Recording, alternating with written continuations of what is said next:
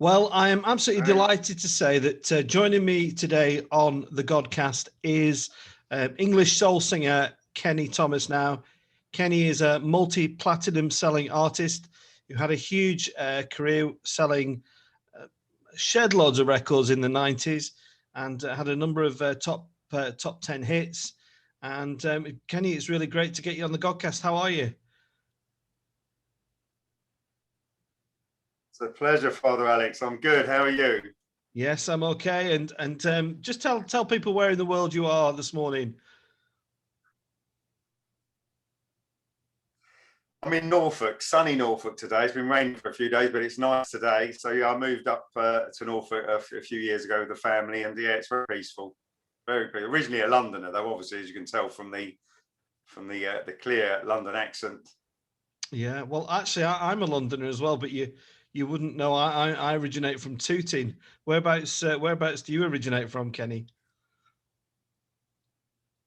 I was born in Islington, North London, and then grew up and the rest of my days in Hackney, on the borders of East London. So yeah, a Londoner through and through, really. Yeah, you've still got the accent, most certainly. Well, if we can just talk about a few things other than music, Kenny, to start off with. When you agreed to do this, you shared with me a few things, but your upbringing has been quite religious, hasn't it? You were brought up by the Jesuits. Just tell us a little bit about that education and formational time of your life. Yeah, well, I'm half Spanish, so my mum is a typical was she's passed away now, bless her. She was a Roman Catholic, Spanish Roman Catholic, and my father was an Anglican, not practicing very much. Towards the end of his life, he did come into the Catholic Church right at the 11th hour. But I went to school at St Ignatius Church, Stamford Hill, which is a unique place in London, huge Jewish community. So a lot of my friends are Jewish. And that's the same school that Alfred Hitchcock attended when he was a youngster. And back in those days, yeah, we were educated by the Jesuits and a few nuns thrown in and a few Bibles thrown across the classroom. If I remember right, one of them hit me on the head once. And it did knock some sense into me. Sister Pat did that. They were different days, but their methods worked. It did work. It's interesting, Kenny, because I've spoken to a few people who've had a Roman Catholic kind of education in that kind of format, and you do expect somebody to say it was all kind of getting whacked around the ear back with the dusters and the board rubbers and things, but some people said it was actually a joyful. Despite the kind of strictness of it, was it a fun time? It was very good, and I was very much into that type of education. Not all of the lessons I enjoyed, but I did at a very early age have a sort of a leaning towards theology and philosophy. So from quite a young age, I was reading stuff like that. So I would spend a lot of time with some of the Jesuit priests. One of them was he was originally a master at Oxford, and Father Derek Hanschel. He's passed away now, and we used to sit down and chat all for years on deep stuff and theology, and we disagreed on a few things. You may be familiar with a writer called Teilhard de Chardin, and he was a Jesuit as well, and we disagreed on Teilhard, but on most other areas we agreed. But I enjoyed that environment, and I stayed in contact with the Jesuits, and for many years, even over into London, some of the Jesuits at Farm Street in London. And I like I like where they were at. They spent a huge amount of time studying. So all the questions I had growing up as a teenager, they were able to tackle most of them, Yeah. And just going back to Alfred Hitchcock, were there as many shrines there to him as there were to the Blessed Virgin Mary, or was it very clear that Hitchcock had been there? No, I don't think many people. I think some people knew, but it wasn't. There was no placard on the wall or anything like that. It was just something that I found out later on when I researched Alfred Hitchcock's background, and obviously I was watched when I was younger. Watched some of his his movies and stuff. Yeah, and you formed a friendship with a chap called Mark O'Toole, who went on to actually become a bishop, a Roman Catholic bishop. He's down in Plymouth, is that Yes, right? he's the bishop. He's the Bishop of Plymouth, yeah, and he was just entering into the seminary at Allen Hall at London, and we corresponded with each other by letter for a number of years. And then when I became a pop star, I did bump into him a few times at Westminster Cathedral when he was sort of the right-hand man to the Archbishop there, the Cardinal. And obviously he's gone on bigger and better things. He was always, I think, earmarked for that, a very intelligent guy and a good guy, you know. But yeah, he grew up on a council estate just a little further up the road from the council estate I grew up on. So I knew his parents as well, you know. Yeah. And where are you now with the theology and religious stuff, Kenny? Once a Catholic, always a Catholic. Does that apply to you? Yeah. Oh, yeah. As the saying goes, I'll die for the old religion. Now, the thing is, we go to mass as a family, and it's what we practice. One of my daughters just going through her first Holy Communion classes now, and yeah, it's my wife's a Roman Catholic, so it's very much part of our lives, you know. But and it makes us tick. It's what makes us tick, and it's a good thing, you know. I don't force it on people. I certainly don't even force it on the children. But in an environment of understanding, love, and all the rest of it, they may choose that, and they have. And as they get older, they may see the value of faith, because as far, you know, my opinion is without faith to a certain degree, or truth, you're only half in reality. You know, you're in the world, yeah, and you're cracking on with it, but if you want the full scope of reality, then that gives you that dimension of the visible and the invisible, you know. Yeah. What is it you get out of going to church, Kenny? Is it receiving of Holy Communion? Is that really important to you? Absolutely. That's the summit, and that's the top of the mountain, you know. That's what it's all about. I mean, ultimately, because that's what I think. I feel that Christ came. He came to establish that and establish the sacraments, and certainly those are the sources of grace, and more in particular sanctifying grace. And so I know this sounds like very old theology, and some people may not get that, but it's unchanged. It's you know, truth doesn't change. You know, it's you can develop and unpack it and unpeel it and understand it more, but it is what it is. So in a sense, I grew up like that. And I mean, in my teens, I did come away for a bit, and I explored other religions, other cults, other stuff, things like that. And I grew up with a lot of people with different religions around me, but I soon began to knuckle down and delve right into the Christian faith, and to have a great understanding. And then eventually, for me, the penny drops. I thought, wow, you know, I don't need to go searching anymore. I'm home. Hmm. I like what you said there about that. You know, you come back to it.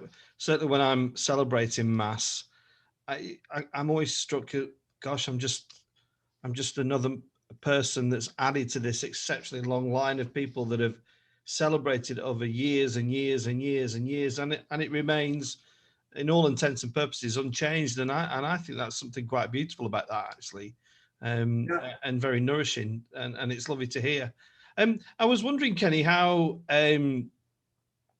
your faith kind of helps you in kind of, you know, moments of success like your music career in the 90s, but also in the, you know, I was reading, you had some pretty tricky times with a family member, didn't you? And just tell us a little bit about, you know, the highs and lows of faith. It's, you know, I sometimes challenge my congregation that they, you know, you can't just be faithful when things are going well. I'm just wondering what you might think about that. Yeah. No, it's easy. Yeah, it's easy to exist in an ivory tower and feel all snug and comfortable. You have to come down from the ivory tower and mix it up a bit, and take a few wounds. You know, get in the battle. I mean, with what happened to me and the success of the 90s, of course, you know, I was a normal young lad, and obviously, I don't know if you know, I've got an autobiography coming out later this year, which is called Bearing My Soul. obviously I'm telling everything and revealing everything, and also that sort of link with soul music. But in the book, I explore that. Yeah, I mean, you can derail, you can go a bit rock and roll, and all of those things. But for me, in answer to your question, what did the faith do? It's that anchor, it's that thing that keeps pulling you back onto the right track, if you allow it, if you're in tune with it. And it's a constant battle. I mean, I was reminded by an elderly priest friend of mine, Father O'Reilly, who really was a living saint. And he said, we're like pendulums. We swing towards God, we swing away, we swing towards, we swing away. Hopefully by the end of our journey here, we're swinging very much towards. And I get that, and there's always that intense struggle of life as a pop star back then, and the trappings that come with that.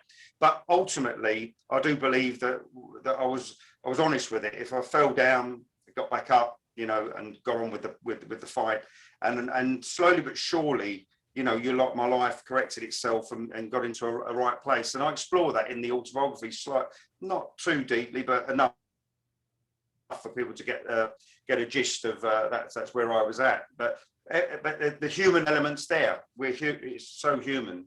The book's very human. Yeah, and how do the kids respond to the faith stuff? I mean, mine are all pushing towards their late teens and beyond, and they're still resistant. Do you get much resistance from them, or are they quite encouraged? Are you encouraged by them? Yeah, I mean, sometimes they may find going to mass at the cathedral here in Norwich a little bit boring, and it's not so happy clappy as it used to be in the 70s when I grew up. And I can't say I miss that, if I'm being honest, because I lean more towards really ancient liturgy. Given the chance, when I was in London and often here when it's available, I go to the Tridentine liturgy, So I go to what they now call the extraordinary form. And the kids, I think, respond to that quite nicely as well, because it gives them a sense of mystery that sometimes the vernacular doesn't quite give you. But there's a bit of resistance, and I expect there to be more of that. But I want them to understand that, if they can, that this isn't just a set of intellectual principles or rules. They need to understand this is a living relationship with something very real, with someone very real. Or if you want to go even deeper into it, with someone's very real, three persons. And then, exploring the whole idea of the incarnation and stuff like that. And that this is something that should come from the heart. It's not a head religion. It is if you're intellectual and great, but it needs to pass from the head to the heart. At some point, it has to go to the heart. And once it arrives there, then you can start to live it out, and it becomes something really real. And things will happen. I lost my mum early. I looked after my dad with Alzheimer's for years. I've lost people along the way, have had successes and failures, and it's the rock, it's the foundation, it's the thing that I kept coming back to, and it's a real living relationship with Jesus Christ.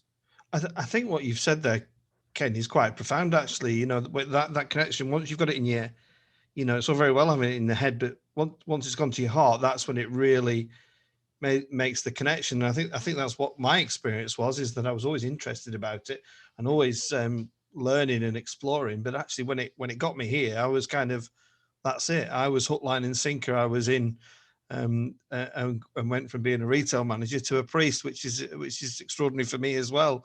Kenny, I was wondering if hymns are important to you as a musician, not just as a musician, but as a clearly a religious person. Do hymns play an important part of your life? Well, I grew up where I started. I started out doing music in church. I learned the guitar. One of the guys at the parish taught me the acoustic guitar, and I got into to music there. And obviously, we were doing the typical songs of the 70s, and some of those are like the St. Louis Jesuit songs and all the rest of it. And it was fun. It was fun. I enjoyed it. But I have to say and be honest that as time has gone on, I've become more traditionalist, and I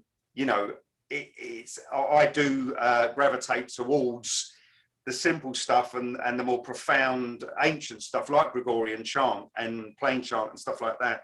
And I've spent time in monasteries you know, with Cistercians and stuff like that. And I just, it's become far less complex and more simple. So and uplifting for me, that works for me. It doesn't work for everyone. Some people want a tambourine and a guitar and they want to feel good about that, and there's nothing wrong with that. It's just I've slowly, as I've gone on, leaned more towards ancient things.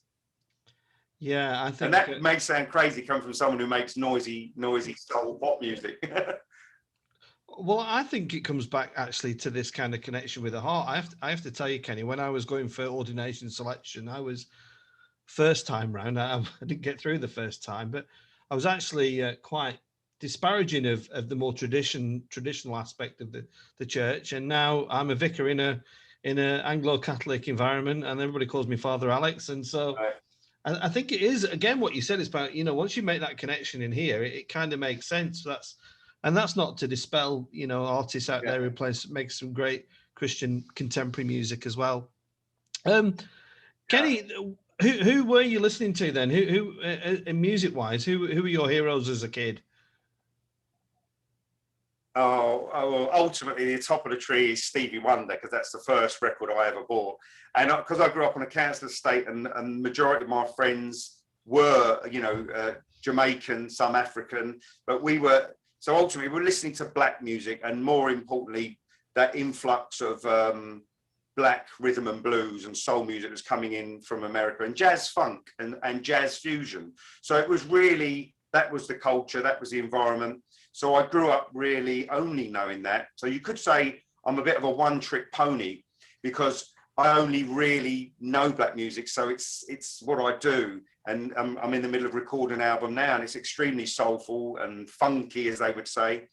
And so that's on it. But we was listening to the Earth, Wind and Fire, Dionne Warwick, Bobby Caldwell, Bobby Womack, you know, and some of the more blue-eyed soul artists like Michael McDonald. But it was ultimately black American soul.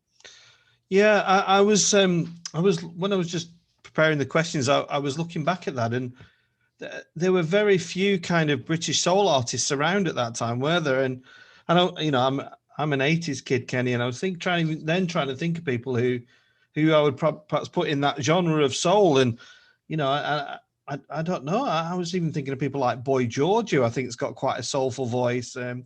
Rick Astley and guys like that. I couldn't put beyond that. Rick. Yeah, Rick was great. Well, if you go to you've got the group Lee John, Imagination. You've got Incognito, Light of the World, the Brick Funk.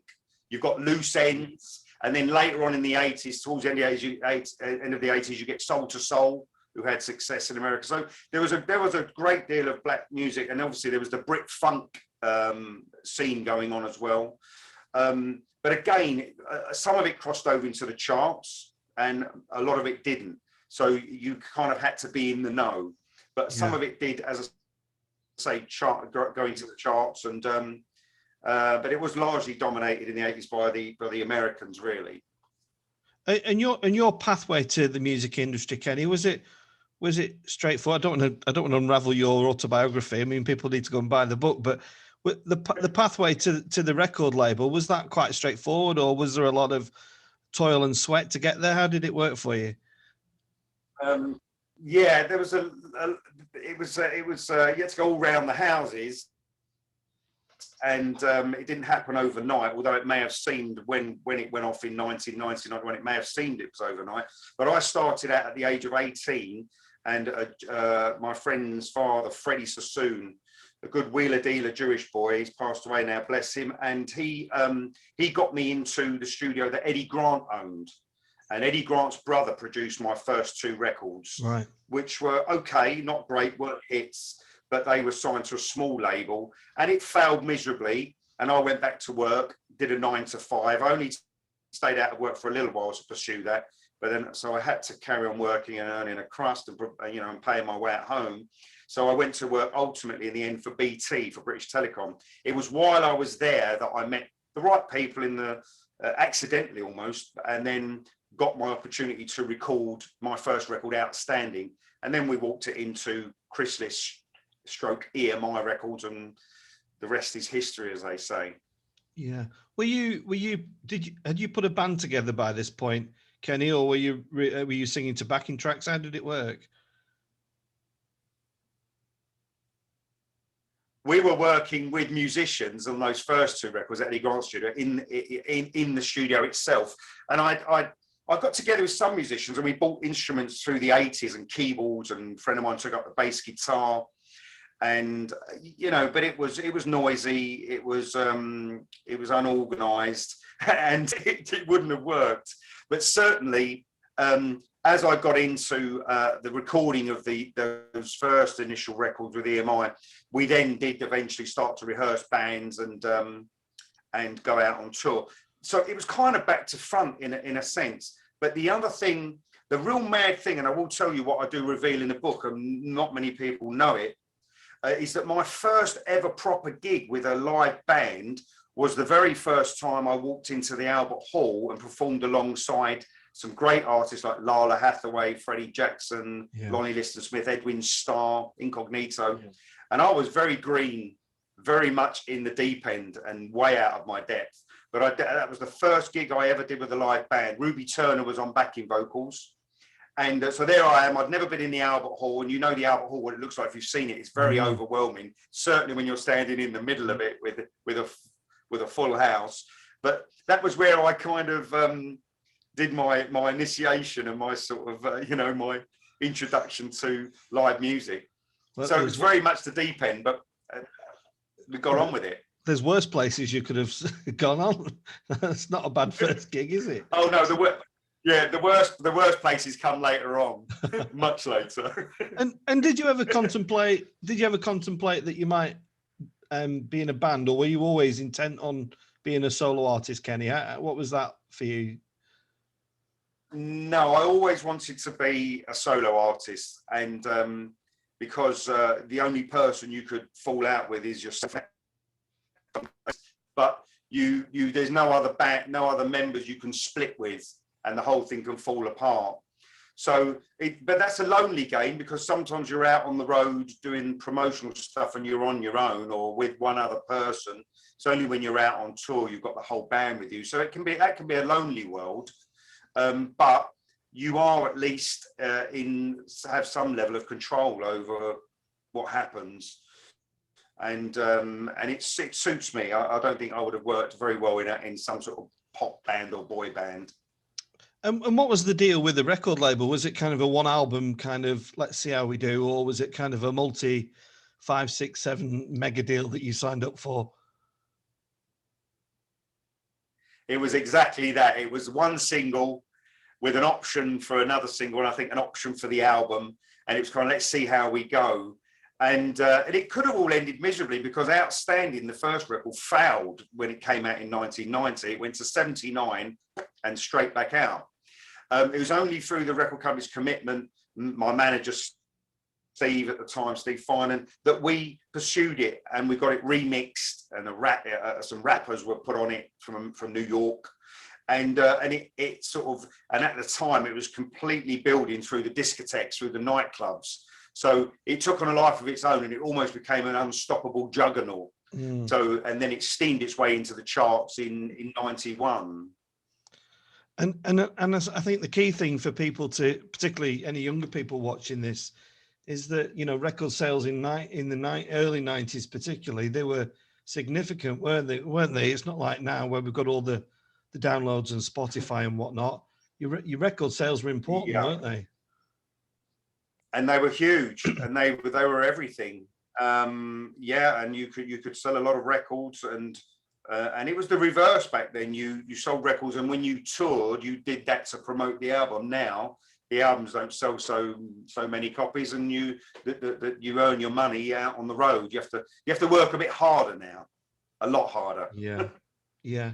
And so when you've got this record that's had success, you become a bit of a golden ticket then, do you? The record label are kind of, oh, we want a bit more of Kenny, let's and then your album was absolutely huge, wasn't it?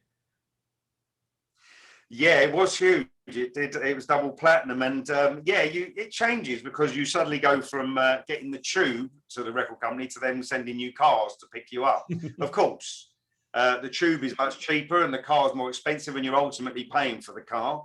But they start to roll out the red carpet a little bit more, and because they're capitalising on their investment. So it makes sense. It's a business, it's a business, and it keeps the machine keeps churning and turning, and pop stars come and go. And that must have been absolutely wonderful times for you, singing music you loved, with your voice being heard not just across the UK but across Europe and the world. What was it like being, effectively a big pop star in the 90s? It was great. I mean, it was very busy. It was hectic. There was a lot of pressure, and you were forever traveling here and over to Europe. So some of it becomes a bit of a blur. But it's great to be on top of the pops and those shows that you grew up watching, and finally getting on those.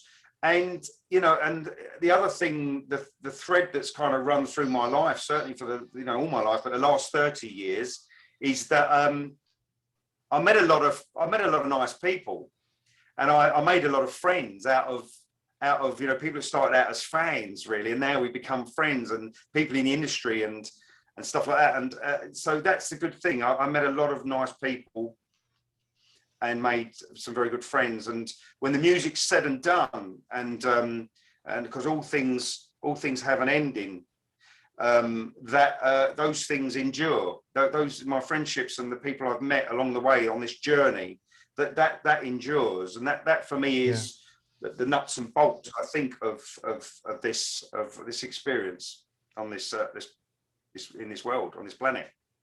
Kenny, I want to ask you, because I spoke to Rick Witter from Shed 7 just recently, who's on the Godcast as well, and this idea about as a musician, there's a desire, I would guess, always to do new material, but I suppose the fans want the back catalogue. I'm a huge Depeche Mode fan, and if they don't sing certain songs, I'm not happy. And how does that sit with you, Kenny? I mean, you're going to make records, and with the greatest of respect, they're not going to be maybe as successful as the 90s. Does that deter you in any way, or is it just you've got this loyal fan base and you just keep going for it? Yeah, I mean, it's a bit of both. They do want the old stuff, and I enjoy singing the old songs, and that that's the foundation that the career is built upon. But my fans do like the new stuff, and I've, even though I haven't charted any records for a number of years, I have consistently put out material, certainly in what we would call the soul scene, and they refer to themselves as the soul family, and it very much is like a giant family, that scene here. And so they've been very receptive to new stuff, and again, I'm in the middle of a new album now, which is far more commercial. It may not please them as much as that they want when they're ardent soul fans, but it's far more commercial. But you have to keep going. I mean, creatively, if you're a painter, paint. If you're a singer, sing. If you're a songwriter, write. If you're a preacher, preach. It's just like you just got to crack on and get on with it. Yeah. And you said earlier, Kenny, that you were very much in a box in terms of the music you liked. Has that evolved over the years? Are you still very much, a soul man, or do you enjoy listening to other genres as well? I do. I mean, in the sort of the mid 90s, I started to go on a path of discovery of unpacking the 60s. And, from all of the crazy stuff like the Doors and the Rolling Stones and stuff like that. And then and understand a bit more of the blues. And obviously I grew up around the 80s, so I was familiar with all of the new romantic stuff. And ironically, all these years on, I've become friends with Tony Hadley and all of the, the Heaven 17 and obviously your Go West, they were more soulful than new romantic. But and I've done gigs with them, and they've in the last few years, all of those acts, Midge and Kim Wilde, who I'm good friends with, they've all rallied around me because you probably know my daughter has not been well for the last. I've got a young daughter who's not been well for the last 4 months, and so they've rallied around to do some fundraising so that we could enable her to go to Germany numerous times for medical treatment there. So it's mad, you know, how it's gone. And yeah, so I do listen to other stuff, and when I tune into stations like Radio 2, which the kids don't like, they want Kiss and they want the noisy stuff. They want Radio 1 and they want Capital. And but when I get my way and I listen to something like Radio 2, I do get to listen to like the new Paul Carrick single the other day and other stuff that's going around. There's some great songs being written, proper songs. Yeah, and well crafted. Yeah, there's still some good music. I mean, I have the same battle as you, but I love discovering new music. I really do, and there is some good music, and I'm always kind of just I like Jules Holland because you get some artists on there that you perhaps wouldn't get the normal airplay and stuff. Kenny, I don't want to go into your private life, but you talked about your daughter. How's your daughter? Is the treatment going well? She's stable. I mean, what it is for Alex, she was in 2017. She was diagnosed with an inoperable brain tumor. And not really much they could do here, apart from the usual chemotherapy and maybe radiation, which would have made her very ill, actually. And so I rejected that. And they said we had 6 months, 9 months if we took their treatment. I resisted their treatment because I didn't want her to experience that, especially when it wasn't a cure. And then again, you talk about thinking about outside the box. Obviously, I've got a background in medicine to a degree because I've got a Bachelor of Science degree in Chinese medicine, in Oriental medicine. I studied that, passed that in 2010. So I was very much into alternative complementary stuff, nutrients, things that boost the immune system instead of wiping it out. And I'm in contact with people in that world, doctors in that world. So we embarked upon that, a whole holistic, healthy change of everything from diet and to enable the body to put up its own fight against something that really was and is deadly and terminal.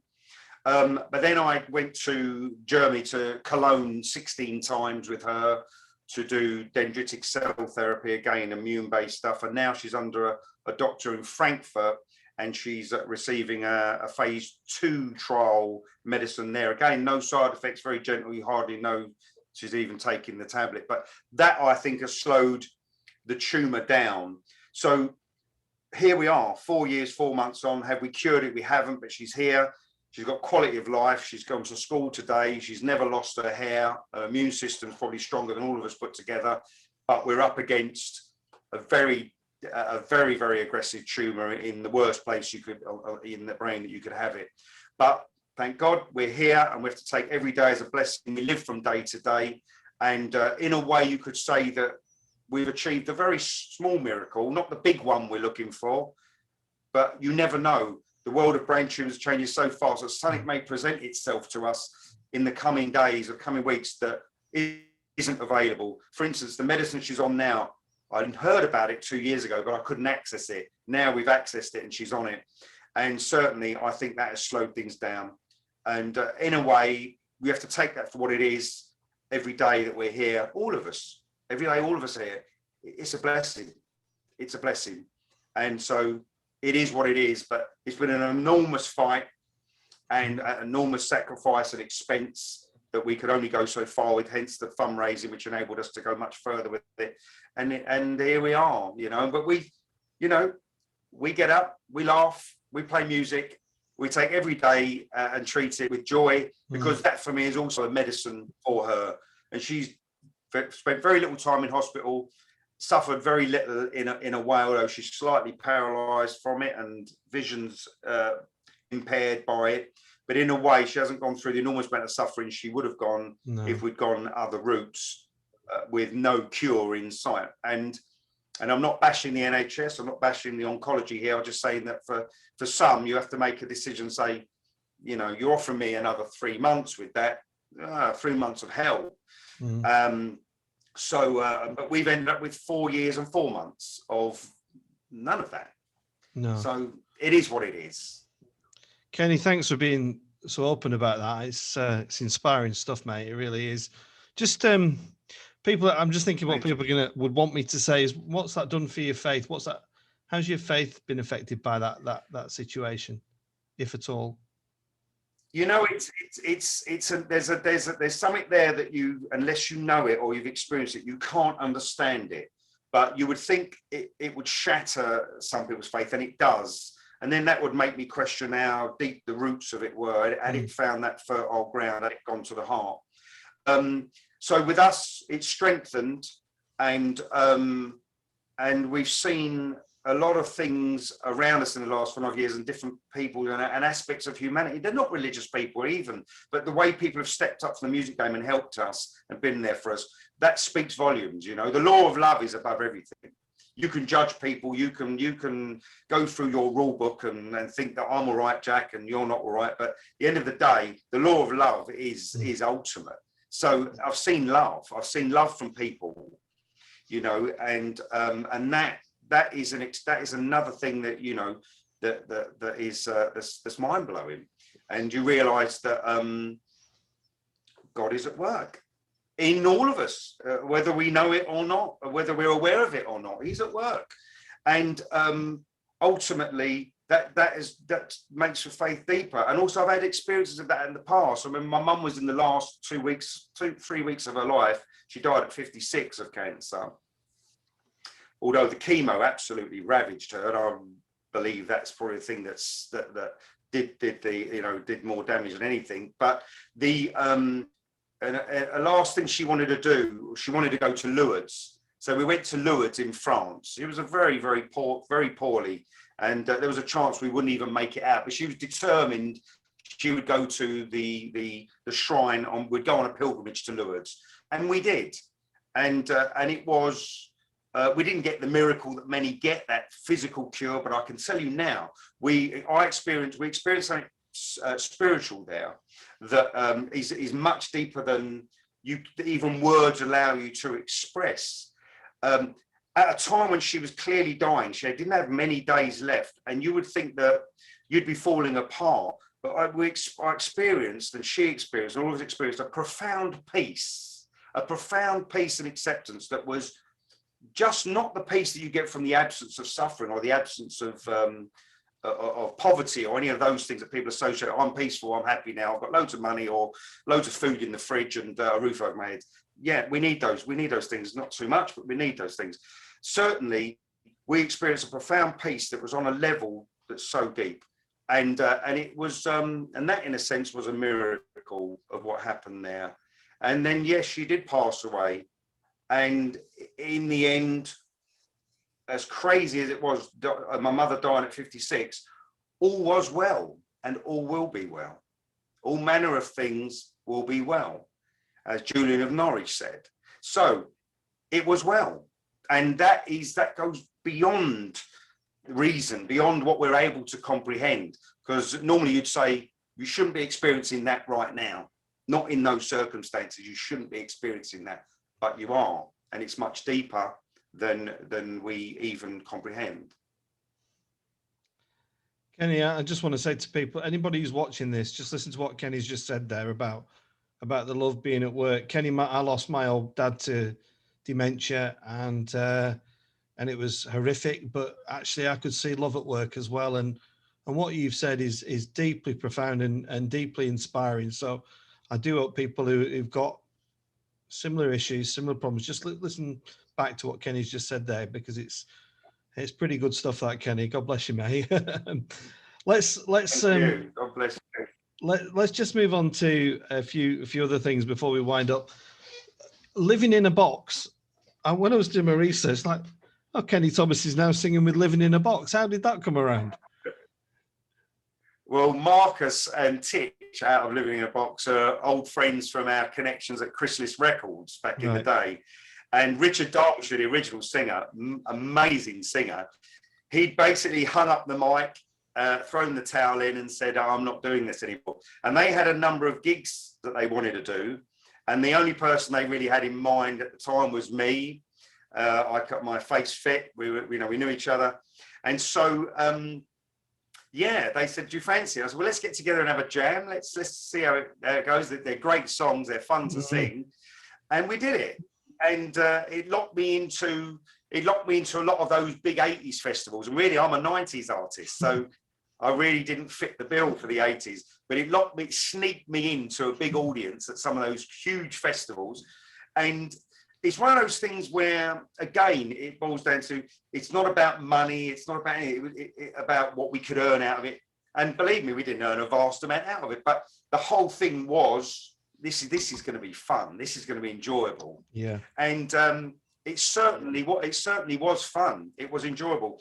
And we've got did have a couple of gigs coming up. One's just been pulled because of what's going on with the extension of the lockdowns and stuff. But we're doing that, and next year, unfortunately, I've got to focus on the new album and my own tour and stuff like that. I'm doing a tour slightly later this year, God willing, if our leaders let us out to play. But the Living in a Box, great songs, great guys, and it was a whole lot of fun. Great, fabulous, great to hear. And the other thing, Kenny, is I know I'm a priest, I know I'm a vicar, but I am a huge fan of Gary Barlow. So there's me watching the old Gary Barlow croonathons, and then who pops up? But your good self. I'm thinking, wow, that's a bit. I wasn't expecting that. How did that come about? Did you know Gary, or did he get in touch? Or well, I've met Gary a few times in the past, and we did a concert in the last couple of years. It was a 50th of a mutual friend of ours, a producer called Elliot Kennedy, who's making the new album with me, and we got a 31-year history, me and Elliot, and him and Gary work together. They're on projects together at this moment in time. And so we bumped into each other at the Elliot's 50th birthday bash, which also was raising money for charity. And fair play to Gary, he was pulling artists out of places that you didn't know existed. And some of those performances were just amazing. And when he approached me and asked me, I was very honest with him. I said, look, Gary, I'm not the most technical mind. I mean, I'm a producer. I do some work here on the computer, but I'd never done anything online. Any singing online. To me, it was almost anathema. It was like, listen, you got to do live gigs, not this singing into a camera in a room alone. But I said, look, you talk me through it. Tell me how you want to set it up and do it, and I'm up for it. And again, it was fun. It was good to do. And for an old fogey like me now, at almost 53 in a few weeks, I've never had so many hits online. I think it racked up 4.5 million views, wow. Which for someone like me, a 90s artist who there was no internet when we were having hits, there was no Twitter, TikTok, whatever, Facebook. So it was great, and I don't regret it. It was fun to do, and it was a privilege to be part of it. And Gary, you got to take your hat off to Gary. He's a clever guy. He's the real deal. He's a great musician, songwriter, and I've got a lot of respect for Gary. Yeah, I'm a big fan. I've seen take that a few times, and Gary on his own. So yeah, brilliant. Kenny, it's been absolutely lovely, really lovely talking to you, and I'm so glad that you're keeping positive about things. And when's the book out? You might as well plug it. When's it out? Yeah, well, the book's called Bearing My Soul. You can pre-order it from a website called Music Glue, GLUE, the sticky stuff, Music Glue. Just do a search for Kenny Thomas, you'll find it. I would like the book to have been out really mid to end of summer. Problem we've got is really it's the pandemic and the COVID. It's manufacturing times. So it's at the stage now where it's being, going to be proofread, and we really would like to move it forward to, manufacturing and release. But times for manufacturing, not just books, records, CDs, vinyl, for instance, which has made a huge comeback. The lead times on those are huge now. So if we're being really honest, and we're about to put something out on social media this week to say, look, we've just got to be dead straight with you. It's looking more like it'll be towards the end of the year, October, November, which isn't a bad thing, because that coincides absolutely perfectly with the 14th of October is the actual date of 30 years since my first album, Voices, came out. Yeah, well, so, all these things happen when they're meant to happen. and they happen for a reason. So it won't be out the end of the summer, it'll be later in the year, but it's worth it. It's a good read. It's a good read if you're into soul music and if you're into my thing, but also I think it's looking at it, in a detached, objective way. It's actually not a bad read if you don't even know who I am or what I've done. Fabulous. And finally, live shows, you've got some coming up? We've got dates. You'll find them on Facebook. I don't know. I haven't got them in front of me. We've got to do dates through October, London, and there's some northern dates and more being added to it, out with the live band. But as I say, I will hold my breath slightly on that because we just don't know what's around the corner with variants and whatnot. So, but at the moment, I'm hoping and praying it all goes ahead, and it should do. Tickets are on sale, and some of them I think they've even sold out. Fabulous, fabulous. Well, take a look, particularly if you're up in the Northwest, any gigs around Manchester way, keep an eye out. And Kenny, just again, it's been great getting you on the Godcast. Thanks ever so much. And we'll keep you in our prayers and your family. And we send a love to you from the Northwest. And thanks for coming on the Godcast. Yeah, big love to the Northwest. You take care, Father Alex, and I will keep you in my prayers. Take care. Bye. See you.